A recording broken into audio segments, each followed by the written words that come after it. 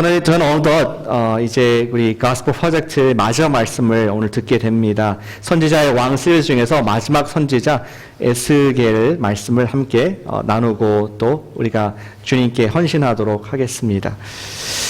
예전에 제가 좋아하는 척 스윈들 목사님의 설교에서 들은 내용입니다.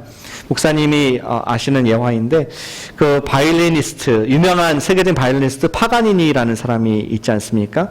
파가니니가 이탈리아에서 투어를 하면서 연주를 했다고 합니다.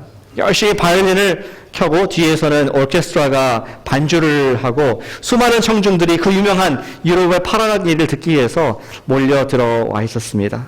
근데 이것이 웬일입니까? 너무 열정적으로 바이올린을 켜다 보니까 현이 하나가 탕 하고 끊어진 것입니다. 연주회 중에. 참고로 바이올린 현이 4개 있습니다. 하나가 딱 끊어졌는데 어떻게 되나 사람들이 긴장 가운데 지켜봤습니다. 그러나 아랑곳하지 않고 3개의 현을 가지고 바이올린을 연주하는 것이었습니다. 근데 너무나 에너제틱한지 모르겠지만 또 하나의 형이 탕 하고 현이 끊어져 버렸습니다. 이번에는 과연 끝장났구나. 근데 이번엔 2개의 현으로 바이올린을 연주를 하는 것입니다. 믿지 않으시겠지만 하나가 또 팅 하고 끊어졌습니다. 사람들이 과연 이번 연주회는 멈추고 들어가서 다시 현을 갈고 시작하겠구나 라고 생각을 했지만 잠시 퍼즐 하더니 현 하나를 가지고 그 콘서트를 끝까지 독주를 했다는 그런 얘기가 실화가 있습니다. 우리의 인생을 바이올린으로 비유한다면은, 음악으로 비유한다면은 우리의 현이 끊을 때가 있습니다. 내가 의지하고 연주하는 어떠한 나의 건강의 현이 탕 끊을 때가 있습니다. 내가 믿었던 뱅크 어카운트, 돈이 끊을 때가 있습니다. 내가 의지했던 사람들의 관계성이 금이 가서 그것이 탕 하고 끊어질 때가 있는 것이죠. 우리 그리스도인들은 모든 현이 다 끊어진다 할지라도 그 속에서도 소망을 잃지 않는 그런 근거가 있는 신앙이 되는 줄로 믿습니다. 오늘 말씀을 통해서 우리 그 신앙의 소망의 근거가 무엇인가? 에스겔 말씀을 통해서 주시는 교훈이 있습니다. 우리의 모든 것이 다 끊어진다 할지라도, 소망이 없다고 할지라도 주님, 우리 믿는 우리들에게는 소망의 근거가 있다는 것입니다. 오늘 말씀에서 보기 원하는 것은 우리가 갖고 있는 소망이 무엇인가? 가스펠 마지막 말씀에서 우리 소망의 근거 있는 소망을 가지고 우리가 갈 수 없는 그 길을 가는 믿음의 용사 되시기를 축복합니다. 에스겔 말씀에 보니까 37절에 보니까 적어도 2가지 우리가 주님을 붙잡을 수 있는 소망이 있다고 보여지고 있습니다. 이스라엘 백성들은 참으로 소망이 없는 상황 가운데 있었습니다. 2주 전에 기억을 하시죠? 예루살렘 성이 완전히 불타버렸습니다. 바벨론이 침공해가지고 벽이 회파되었고 집들이 불탔으며 사람들이 살인을 당했습니다. 그림을 기억하시죠? 막 불 붙는 그 사람들이 끌려가는 모습을 기억했을 것입니다. 이스라엘 사람들, 유대 백성들 마음 가운데 현이 탕 끊어진 상황이었습니다. 우리가 믿던 왕 여호야긴 왕이 바벨론으로 끌려 잡혀갔습니다. 볼모로 잡혀갔습니다. 또 믿던 하나님의 약속의 땅, 가나안 땅을 뺏겼습니다. 또 탕하고 이 믿던 땅을 잃어버리게 되었습니다. 하나하나 잃어버리면서 하지만 끝까지 잡아왔던 한 가지 현, 내가 이것만큼은 하나님이 주셨기 때문에 절대로 멸망하지 않을 거야 했던 그 한 가지 마지막 현이 바로 성전이었습니다.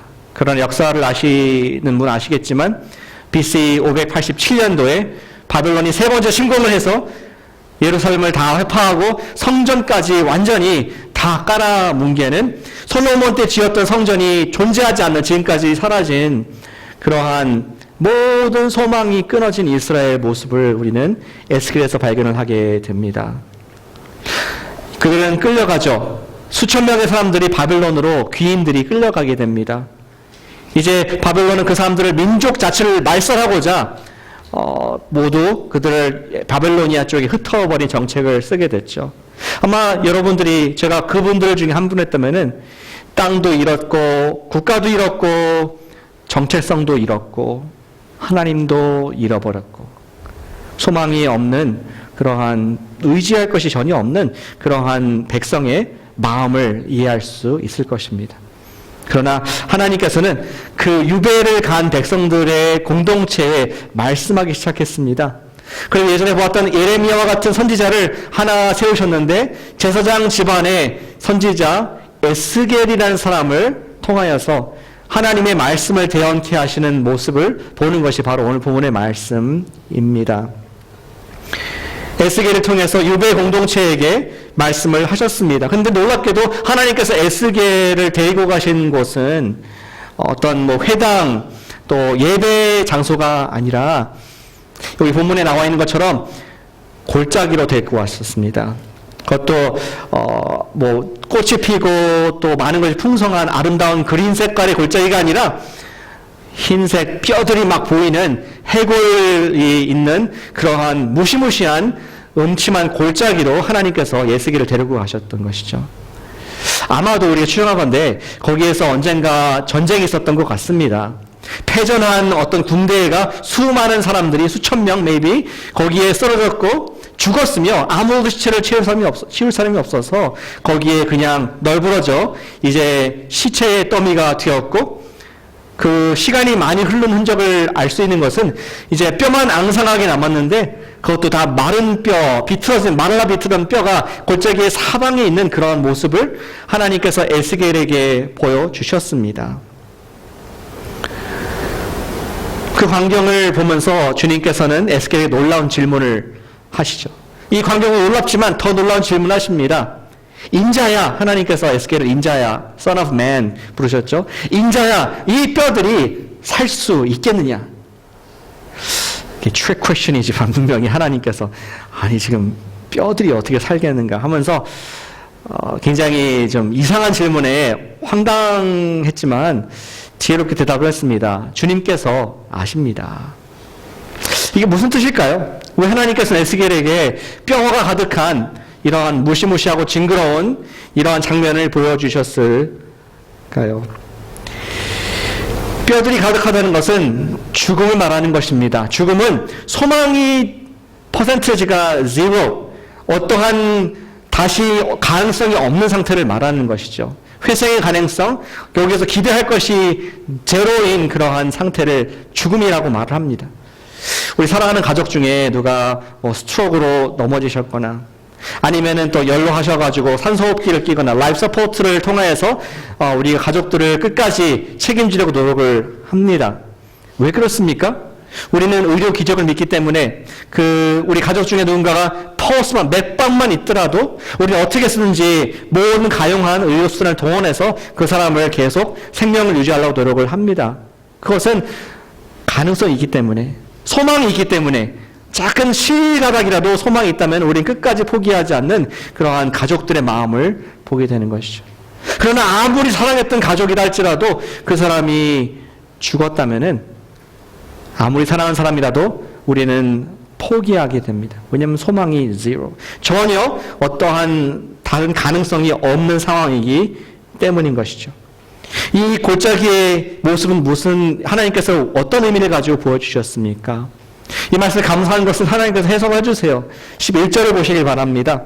11절에 이렇게 되어 있습니다. 내게 이르시되 인자야 이 뼈들은 이스라엘 온 족속이라 그들이 이르기를 우리의 뼈들이 말랐고 우리의 소망이 없어졌으니 다 멸절되었다. 이스라엘 스스로 봤을 때 우리는 뭐라니? 국가도 아니고 민족도 아니고 왕도 없고 하나님도 안 계시고 우리는 cut off. 이제는 멸절되고 끝났다. 우린 죽었다. 소생의 가능성이 0%다. 그러한 그들의 모습을 하나님께서는 에스겔의 골짜기, 이러한 dry bones, 마른 뼈다귀에 비유를 하시면서 말씀을 하고 계신 것입니다. 하나님께서 에스겔에게 대언하라고, 나의 말을 전하라고 얘기를 하십니다. 뭐라고 합니까? 그 뼈다귀에게 말하기를 살아라 이렇게 전파하라고 말을 합니다. 너희가 살아나리라 4절과 5절 말씀이죠. 마른 뼈들아 너희가 살아나리라. 이것은 단순히 사람의 말이 아니었습니다. 하나님께서 에스겔의 입술에 말을 넣어주시면서 네가 대신 말을 해라, 선포하라 이러한 얘기를 했습니다. 구체적으로 지시하겠습니다. 거기에 힘줄이 생기고 살이 붙고 또 가죽이 입혀지도록 주님께서 선포하도록 했을 때 놀랍게 그 뼈와 뼈가 맞춰지는 그런 기적이 일어나게 됩니다. 상상이 되십니까? 뼈와 뼈가 드르륵 맞춰지면서 골짜기에 살아나는 이러한 시체들의 모습을 저는 상상이 잘 안 됩니다. 본 적이 없기 때문에. 죽은 사람이 어떻게 살아나요? 근데 만약에 좀 소리를 우리가 좀 상상해 본다면 그런 소리가 아닐까. 저는 탭댄싱이 생각납니다. 탭댄싱. 어떤 죽음의 장소에 갑자기 활기가, 에너지가 있습니다. 거기에 갑자기 생기가 돌아납니다. 생명력이 가득합니다. 에너지가 있습니다. 조용했던, 음침했던 그러한 뼈들의 골짜기에 갑자기 놀라운 활기와 생명의 소리가 들리게 됩니다. 이것은 지금 소망이 없지만 하나님께서 미래에 하실 것을 보여주시는 에스겔의 모습이었습니다. 13절 보시기 바랍니다. 같이 한번 읽어보실까요? 13절 말씀입니다. 시작. 내 백성들아, 내가 너희 무덤을 열고 너희로 거기에서 나오게 한즉 너희는 내가 여호와인 줄을 알리라. 마치 죽은 사람이 커튼을 열고 땅에서 박차고 나오는 것처럼 너희 이스라엘이 너희 고국으로 돌아갈 것이다. 어느 게 더 힘듭니까? 고국으로 돌아가는 게 힘드니까 죽은 사람이 나오는 게 힘듭니까? 둘 다 불가능했습니다. 근데 하나님께서는 그들이 믿지 못할 그런 엄청난 일들을 하실 거기 때문에 에스겔의 뼈에 비전을 보여주시면서 이 뼈들이 맞춰지고 일어나는 것처럼 이스라엘 죽은 소망, 0% 소망이 전혀 없는 이스라엘이 다시 일어나서 너희 땅으로, 이스라엘로, 팔레스타인으로 돌아갈 것이다. 믿지 못할 그런 이야기를 믿지 못할 그러한 그림으로 말씀을 해주고 계십니다. 그렇게 할 때에 그들은 하나님께서 함께 하시는 것을, 하나님을 경험하게 될 것이다. 너가 늘 알 것이다. 이러한 말씀을 해주고 계신 것이죠. 하나님께서는 당신의 백성들이 소망이 없는 가운데에 있는 상태에서 보시면서 놀라운 소망을 주십니다. 하나님이 전무이신 것 같아요. 무에서 유를 만드시는 하나님. 아무런 소망이 없는 가운데서 그들에게 놀라운 소망, 부활의 소망을 보여주셨습니다. 그들은 자신이 처한 상황에서 벗어날 수 없는 죽어가는 아니라 죽은 존재였지만 하나님께서 그들에게 인생값의 말씀을 하시고 선지자 것을 대언을 할 때에 그들이 일어날 것이다, 돌아갈 것이다. 그러한 놀라운 소망을 부어주게 됩니다. 사람의 말은 가볍습니다. 우리는 말을 조속반에 바꿉니다. 상황에 따라서 이렇게 했겠다, 살짝 그게 아니고 이런 뜻이었다. 우리의 말은 너무나 가볍고 힘이 없습니다. 그러나 하나님의 말씀은 영원한 줄로 믿습니다. 풀은 마르고 꽃은 시드나 주의 말씀은 영원하다 말씀하셨습니다. 하나님께서는 말씀을, 우리가 그 하나님의 말씀을 대언을 할 때에 그 말씀은 마른 뼈를 군대가 되게 하는 것입니다. 잠깐 대언하다는 의미에 조금 그 말에 집중해 보길 원합니다. 대언하다. 성경 사전적인 의미는 이렇습니다. 영감을 받은 상태에서 말을 쏟아내다. 그러니까 뭔가 받은 겁니다. 하나님의 영감, 성령, 하나님께서 나에게 무엇인가를 주신 것입니다. 내가 받은 것입니다. 그것을 쏟아내는 것이 예언이다. 대언이다 말을 하고 있는 것이죠. To pour forth. 마치 어떤 액체를 받았는데 그것을 받은 것을 아낌없이 가득 받은 것을 그대로 다 내어버리는, 아낌없이 부어내는 그러한 상태를 대언이라고 말씀하고 있습니다. 우리의 말은 아무런 힘이 없지만 하나님의 천지를 창조하신 말씀의 능력의 말씀을 담아서 전파할 때에 그것이 마른 뼈를 살아나게 하는 역사하는 능력이 되는 줄로 믿습니다. 우리 오늘 본문에서 에스겔이 대언한 능력의 말씀은 사실 하나님께서 이미 이스라엘 가운데 부어주신 말씀이었습니다. 예레미야 때 예언하셨습니다. 너희가 70년이 지난 뒤에 바벨론에서 돌아올 것이다. 이스라엘은 까맣게, 새까맣게 잊어버렸죠. 그들이 소망이 모두 현이 다 끊어진 상태에서 새까맣게 하나님 말씀을 잊어버렸고 우리 버리셨구나 생각했지만 하나님께서는 그의 예언자 에스겔에게 다시 한번 그 말씀을 부어주시면서 그 말씀을 전하라, 대언하라, 그렇게 말씀을 하셨습니다. 그리고 하나님 말씀을 대언되었을 때 그들은 소망을 갖게 되고 나중에 70년 뒤에 그들은 기적을 보게 될 것입니다. 하나님의 말씀은 참으로 능력이 있는 우리의 소망인 줄로 믿으시기를 축복합니다. 제가 선교 역사에서 그런 글을 한번 읽었습니다. 덴마크 아시죠?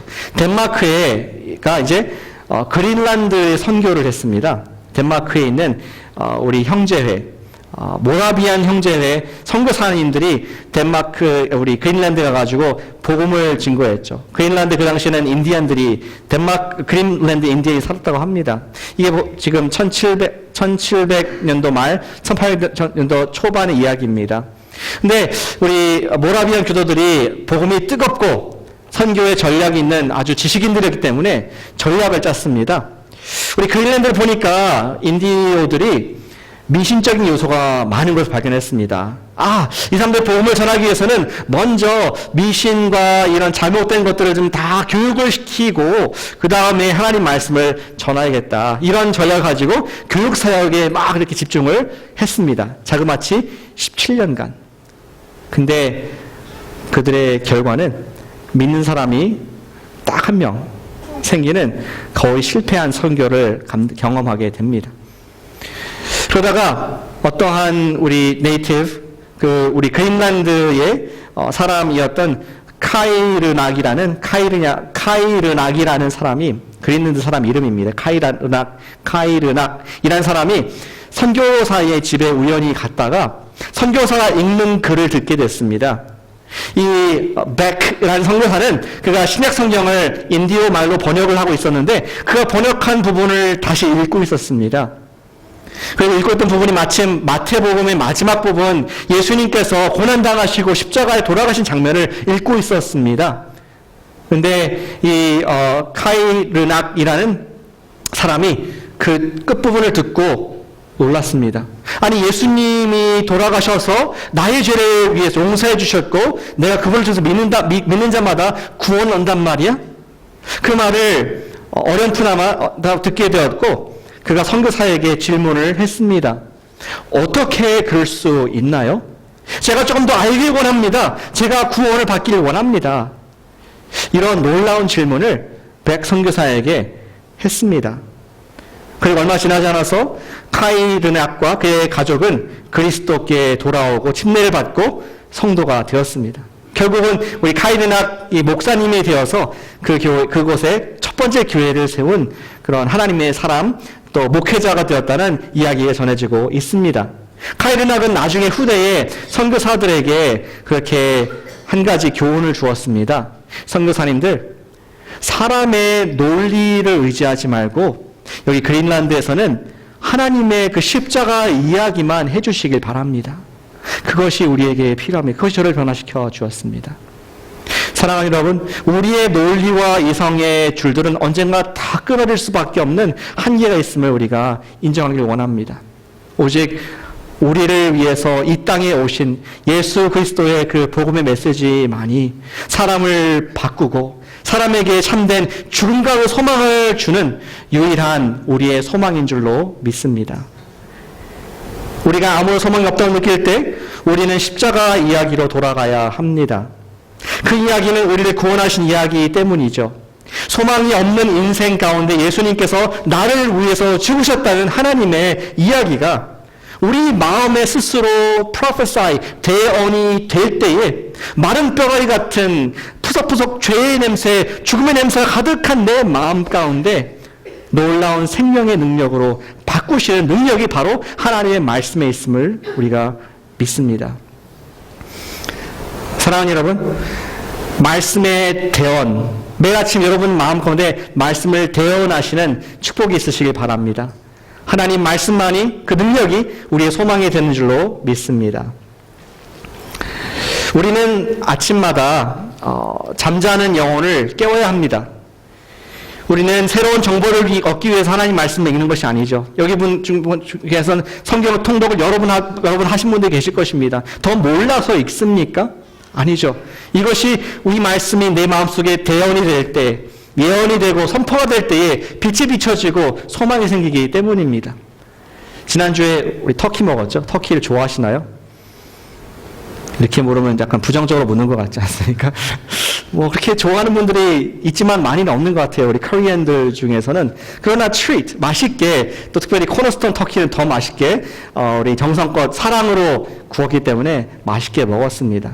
그러나 아마 여러분들 이번 주 내내 터키 드시지 않았을 겁니다. 다시 김치와 밥, 된장찌개, 김치찌개 돌아가는, 그리고 밥을 먹는 우리의 식습관을 들어갔을 것입니다.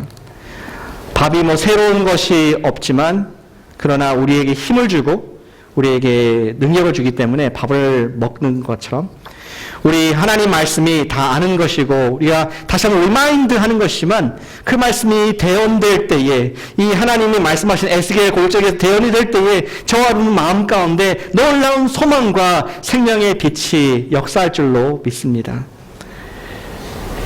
요즘 셀에서 큐티를 나누시는 모습이 참 아름답고 너무나 감사합니다. 하나님의 풍성한 말씀을 더욱 증폭해서 나누시는 모습이 주님께서 기뻐하실 줄로 믿습니다. 한 가지 구체적인 적용과 당부를 드리고 싶은 것은 내년도에는 저희가 개인이 하나님 말씀을 받고 조명하는 것 이상으로 우리 가족이 그러한 대언을 서로 하고 축복을 누리기를 원합니다. 가족 큐티를 더욱더 활성화할 예정입니다.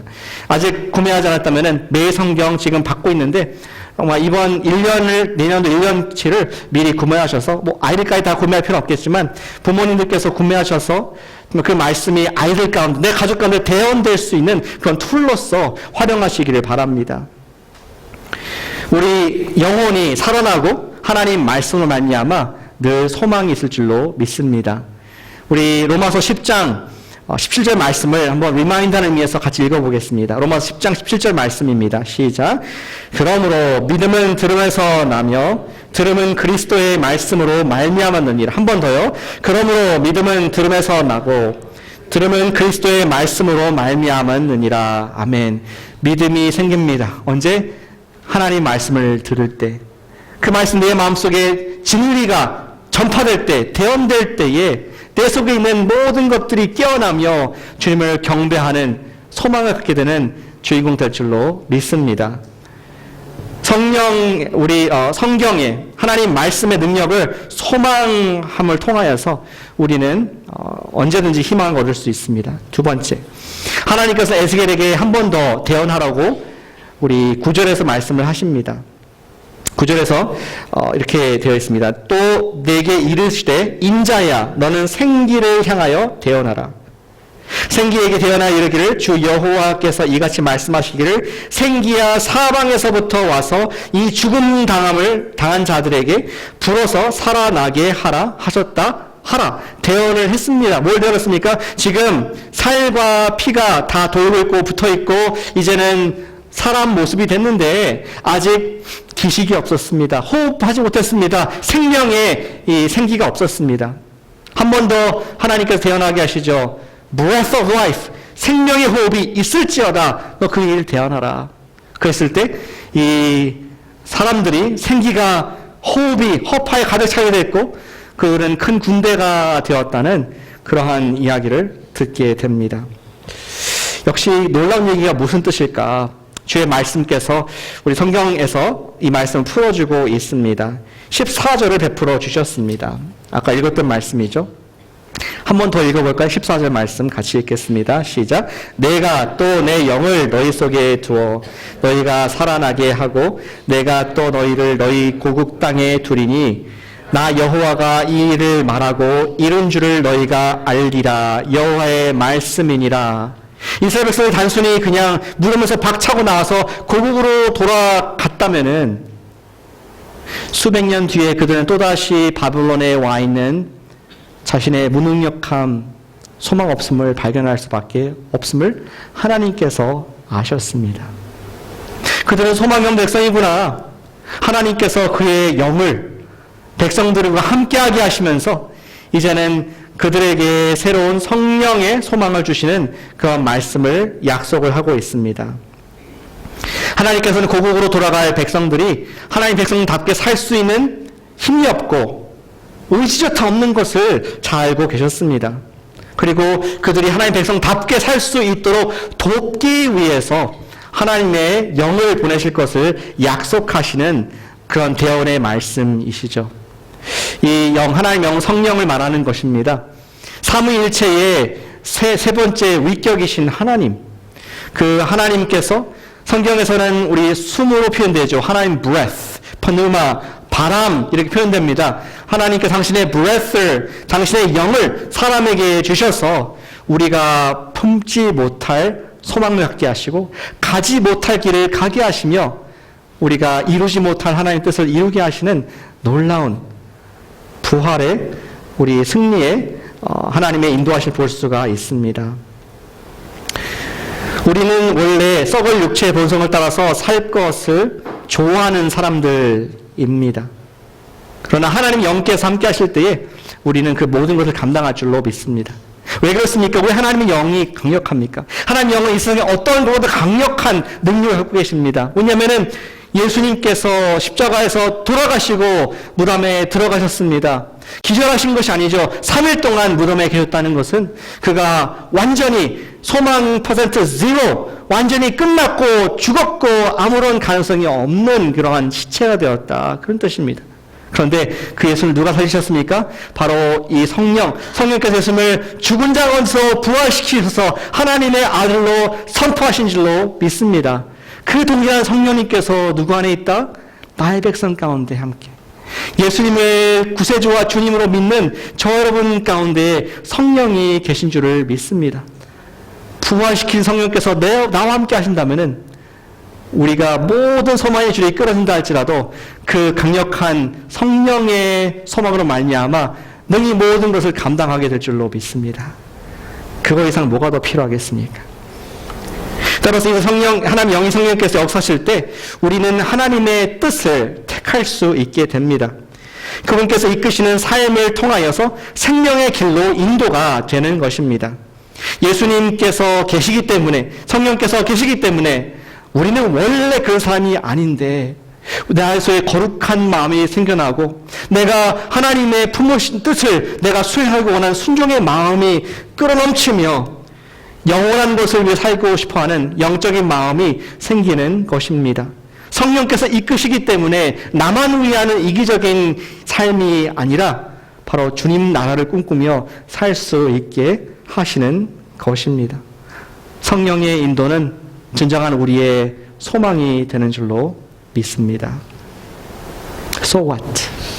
너무나 귀한 은혜로운 하나님 말씀이네요, 목사님. 근데 so what? 어쩌란 말입니까? 주님께서 우리에게 말씀하시는 메시지는 그 성령의 능력을 우리가 소망하라는 것입니다. 멀리 있는 옛날에 있었던 그런 에스겔 그런 일이 아니라 right here, right now 우리의 입술에 있고 우리 마음에 있고 우리 가까이 있는 그 하나님의 성령을 붙잡고 그분을 소망하라. 그런 말씀을 주고 계십니다. 예, 우리는 매일 성령님을 소망할 수 있습니다. 어떻게? 우리에게는 비밀 무기 기도가 있습니다. 매일 습관적인 기도, 또 밥 먹을 때 하는 그런 기도가 아니라 성령님의 능력을 소망하는 그러한 간절한 기도를 올려드릴 수 있습니다. 왜냐하면 그럴 때 그분께서 우리를 인도하실 수 있을 뿐만 아니라 인도하기 원하시기 때문에 우리를 도우신다는 것을 성경이 말씀을 하고 있습니다. 성령에 관한 말씀 로마서 8장 26절 말씀을 같이 읽어보겠습니다. 같이 성령께서 하시는 일을 약속의 말씀으로 적고 있습니다. 시작. 이와 같이 성령도 우리의 연약함을 도우시나니 우리는 마땅히 기도할 바를 알지 못하나 오직 성령이 말할 수 없는 탄식으로 우리를 위하여 친히 간구하시느니라. So true. 우리가 얼마나 연약합니까? 우리는 아침과 저녁에 마음이 바뀌고 말이 바뀌는 사람들입니다. 우리는 하나님의 일을 하고 싶어도 사실은 하기 싫은 연약한 존재들인 것입니다. 그런데 누가 도우십니까? Helper, 우리의 성령님께서 우리의 연약함을 도와서 우리가 어떻게 기도할지를 알려주시고 아버지 하나님께 영적인 언어로 우리가 다 알지 못하지만 우리의 영적인 생활을 위해서 간구해 주시는 성령님이 우리에 계시다. 헬퍼로 계시다는 것을 우리에게 리마인더로 보여주고 있습니다. 제가 목회의 비밀을 하나 소개해 드릴까요? 여러분들 베이에서 목회를 안 해보셨기 때문에 제 목회의 비밀을 하나 소개해 드리길 원합니다. 베이에서 사는 것이 쉽지 않죠. 우리 직장인들은 그 엄청난 경쟁 사회에서 정말 survival of the fittest, 적자 생존 같은 마음으로 정말 이렇게 열심히 살아가고 모든 직업이 힘든 곳이 베이라고 생각합니다. 이곳에서 목회하는 것도 비슷합니다. 매주 성도님들 상황이 바뀌고 예상하지 못했던 일들이 일어나기 때문이죠. 아침에 celebrate 했다가 저녁 때 금식 기도해야 되는 그런 일들이 비일비재합니다. 근데 그 모든 것이 다 리더십인 것이 느껴질 때 어깨가 굉장히 무겁습니다. 과연 내가 소망이 있을까? 과연 코너스톤 교회가 소망이 있을까? 가만히 있으면은 그러한 인간적인 생각이 들 때가 있습니다. 그러나 17년간 지금까지 주님께서 인도하신, 목회자들을 인도하신 비밀이 하나 있습니다. 그것은 제가 할 수 있는 유일한 길이고 여러분들도 할 수 있는 유일한 일일지도 모르겠습니다. 앞서 말씀드린 큰 비밀이 아니라 기도입니다. 성령님이 안 계시다면 저와 여러분은 벌써 끝장날 인생들입니다. 될 대로 되라, 소망이 없고 목적이 없는 인생들이었을 것입니다. 그러나 눈을 감고 퀄리티 타임, 주님 내 안에 계신 성령님께 집중을 하고 있노라면은 성령님께서 힘을 주십니다. 성령님께서 우리에게 예수님의 약속의 말씀을 생각나게 하십니다.